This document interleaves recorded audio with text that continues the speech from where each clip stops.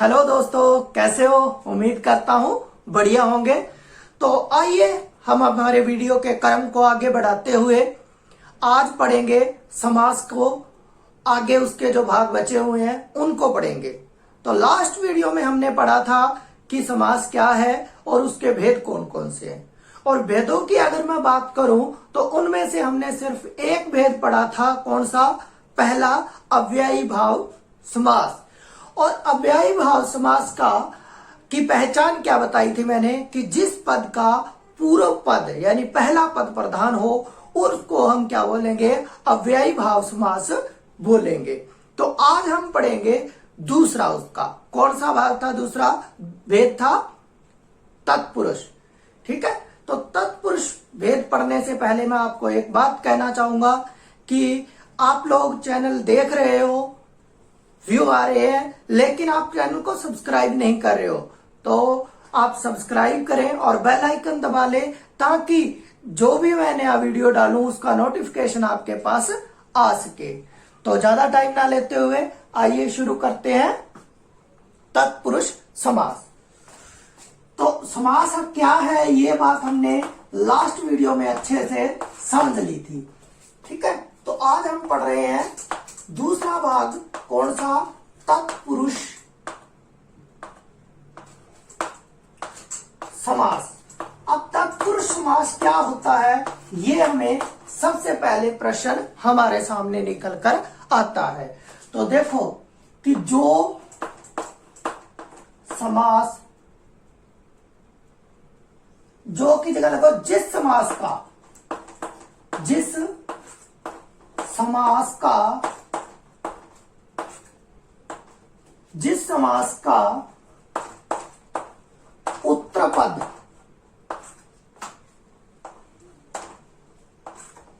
उत्तर पद प्रधान होता है,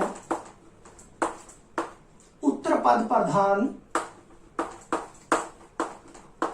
होता है। अव्ययी भाव में हमने क्या देखा था कि जिसका पूर्व पद प्रधान हो, और तत्पुरुष में क्या होगा कि जिस समास का उत्तर पद प्रधान हो। ठीक है, तथा दोनों पदों, तथा दो पद होते हैं ना इसमें, तथा दोनों पदों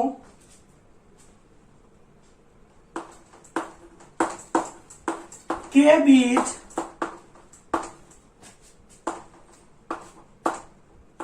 कारक चिन्हों का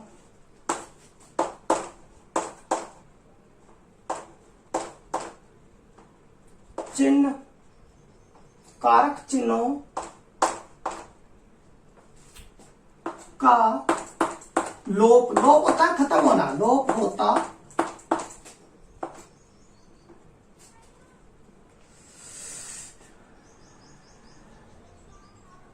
हो जाता है। ठीक है, जैसे मैं लिखता हूं, जैसे मैं कोई भी एक उदाहरण लेता हूं, जैसे मैंने लिखा रचनाकार। ये तो था मेरे पास समस्त पद। क्या था? समस्त पद। और अगर मैं इसका विग्रह करूंगा तो क्या होगा? रचना को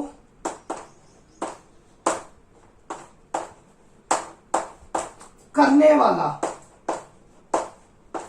ये क्या हो गया? उसका विग्रह हो गया। इसी तरह राजकुमार, इसका विग्रह क्या होगा? राजा का कुमार। समझाई मेरी बात? राजा का कुमार, यानी कि जो इस का और इस करने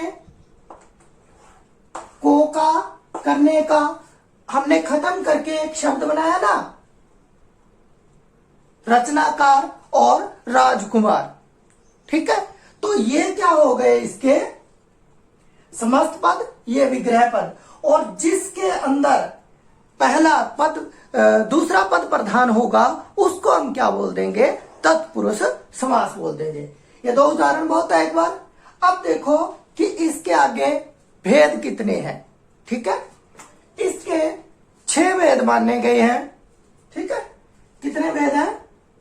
तत्पुरुष यहां लिख देता हूं, समास के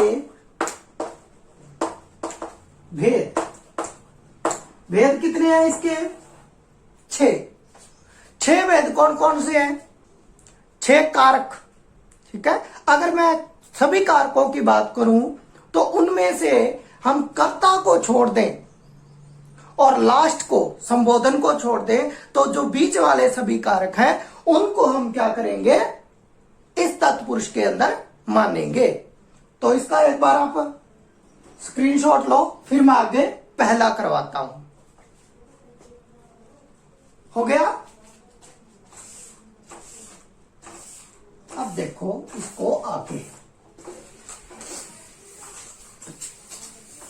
पहला है हमारे पास कर्ता, हमने करना नहीं, तो दूसरा करेंगे कर्म। ठीक है, मैंने अभी बताया कि इसमें आपने क्या करना है। पहला कर्ता और अंतिम संबोधन वो हम नहीं करेंगे, बीच वाले जो कारक के सभी भेद हैं उसको हम लोग करेंगे। तो पहला मानेंगे कि कर्म तत्पुरुष समास। यहां पर लिख लो नंबर 1, कर्म तत्पुरुष समास। अब कर्म तत्पुरुष समास क्या होता है उसके बारे में थोड़ा सा। जिस समास के पूर्व पद में, जिस समास के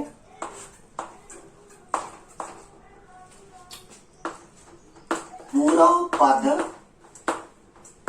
में, साथ के साथ इसको नोट करते जाए, ठीक है, ताकि आपको बाद में ना दिक्कत आए। पूर्व पद में कर्म, पूर्व पद में कर्म कारक और कारक। अब इसकी विभक्ति क्या होगी, मैं यहां पर लिख देता हूं। कर्म को इसकी क्या होगी? विभक्ति। विभक्ति समझते हो? जो इनका जोड़ता है। ठीक है, का लोप होता है,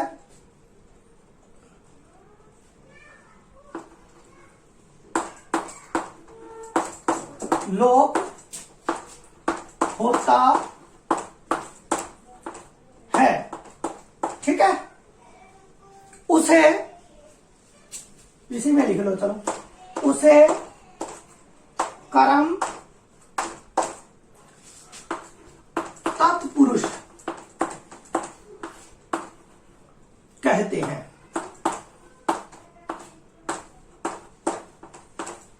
ठीक है, हो जाएगा। अब देखो, जैसे ग्रामागत, मैं यहां से लिखना शुरू कर देता हूं। ग्रामगत। अब ग्रामगत समस्त पद था मेरे पास। अब इसका विग्रह क्या होगा? ग्राम होता गांव, ग्राम को गया हुआ। समझ आई? ग्रामगत का मतलब है कि ग्राम को गया हुआ। अब को विभक्ति का हमने लोप किया और यहां पर क्या बना दिया? ग्रामगत। समझ आई? इसी तरह दूसरा देखो, स्वर्ग,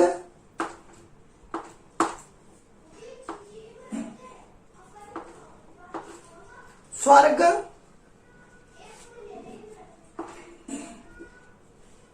प्राप्त।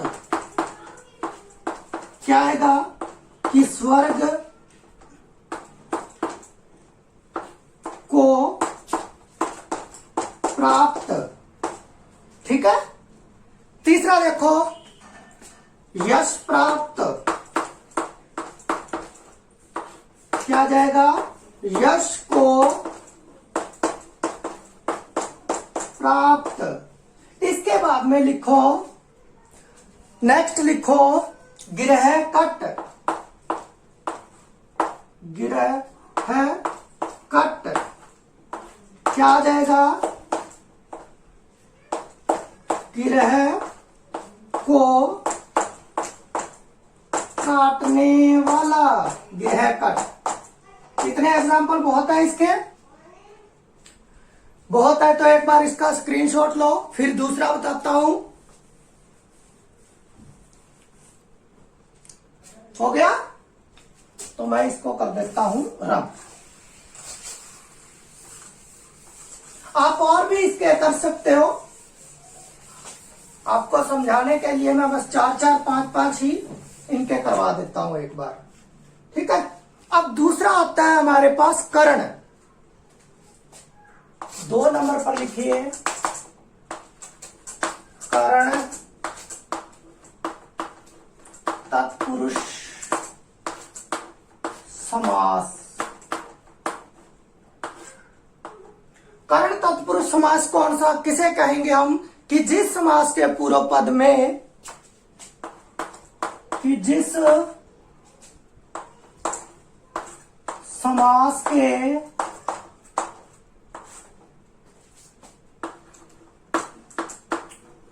पूर्व पद में, पूर्व पद जिस समास के पूर्व पद में कर्ण कारक,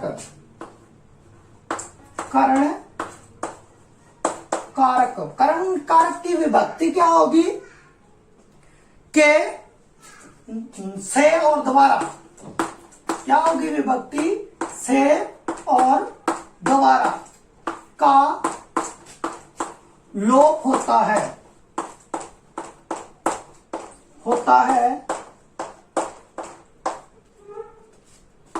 उसे कर्ण तत्पुरुष समास कहते हैं। समझाया?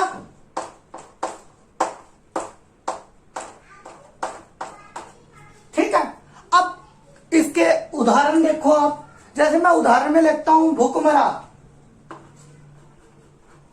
भूख मरा।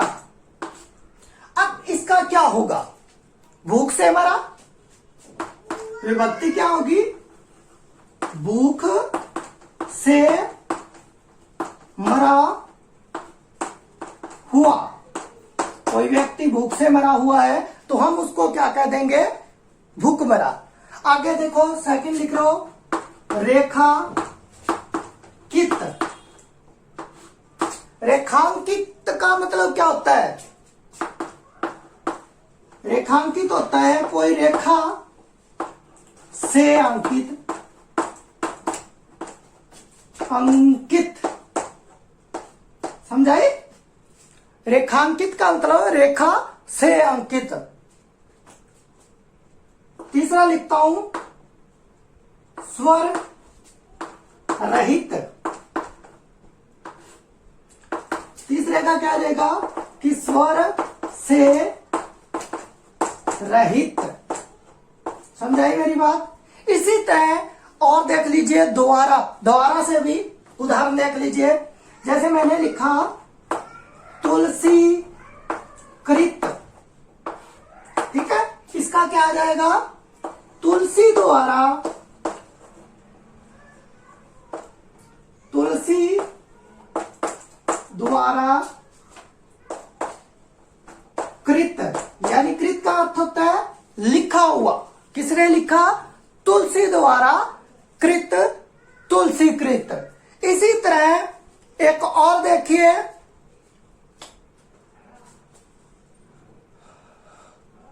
हस्त लिखित। हस्त लिखित,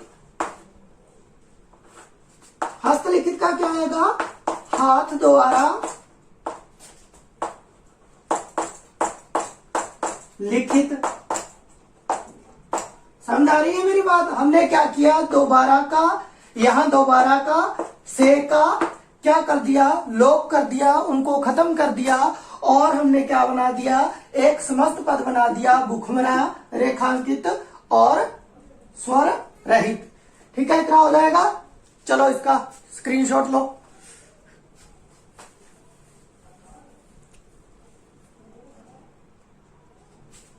हो गया। इसमें थर्ड देखो,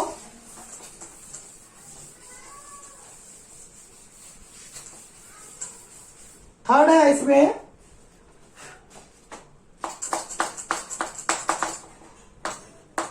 संप्रदान।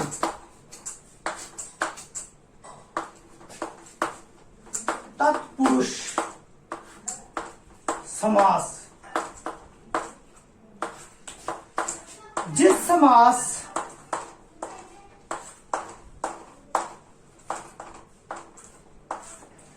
समास के पूर्व पद में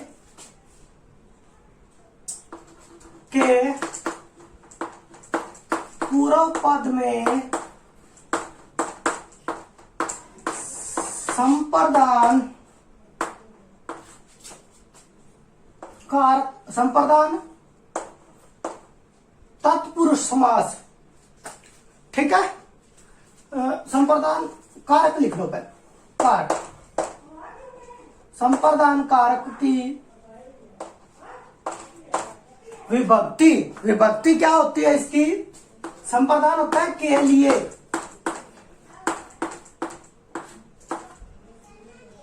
का लोप होता है,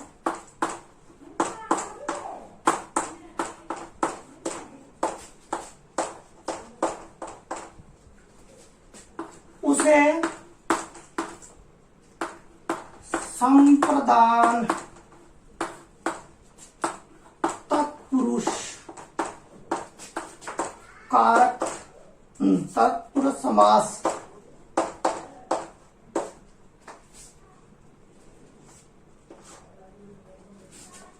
कहते हैं। इतनी बात स्पष्ट है। तो अब देखिए इसके एग्जाम्पल, उदाहरण। रहा खर्च,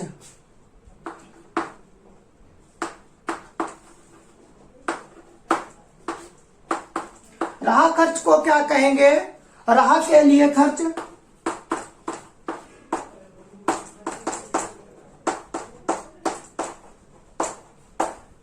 रहा के लिए खर्च।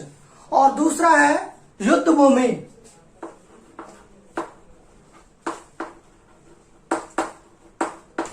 क्या आएगा? युद्ध के लिए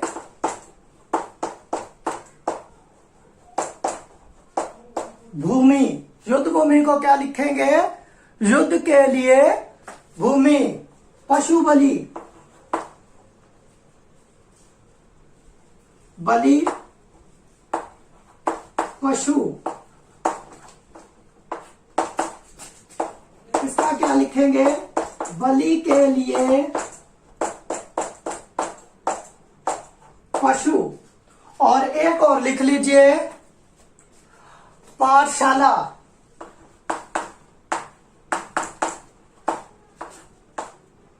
पाठ के लिए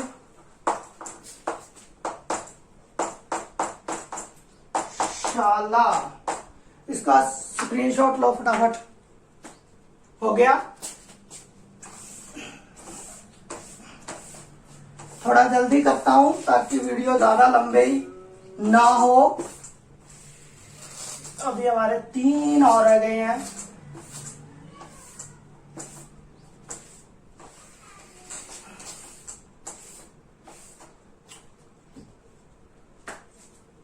या फिर हम ऐसे करते हैं,